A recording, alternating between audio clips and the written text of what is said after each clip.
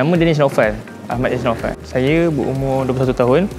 Sekarang ni tengah praktikal dekat Toyota CBU Specialist, yang di mana saya intern sebagai content creator di syarikat tersebut. Dan untuk personal profile saya buat content gaming, MLBB, dan daily life saya macam blog macam tu.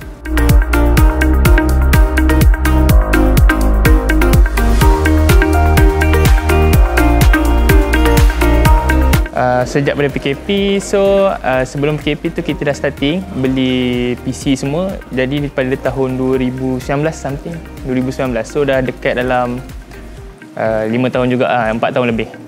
Exactly, betul ada. Memang kita tak boleh elak benda tu. So macam cyberbullying ni daripada kalangan orang-orang yang kita kenal, dan ada juga yang kita tak kenal. So yang di mana kita dicakap kita bukan sebagai pro player, tapi saya sebagai streamer adalah untuk entertainer. Kita buat konten pun kadang-kadang kita sengaja je untuk bagi lawak, tapi orang lebih menjurus kepada benda negativity lah. Contohnya cakap noob, lepas tu cakap tak pandai main lah, tak Star of Solos. Benda itu biasa lah bagi saya. Sejujurnya tak ada. Benda tu macam lebih kepada contohnya orang cyberbullying pun kita dapat keep go on dengan komen-komen macam tu bila kita dapat adaptasi balik lah. Contohnya kita counter balik. So dengan counter balik tu kita punya engagement tu lagi tinggi kadang-kadang. So dengan cara counter yang positif lah, dalam cara yang negatif pun boleh naik engagement, tapi itu cara yang salah lah bagi saya. Cara nak counter dia spread positivity lah.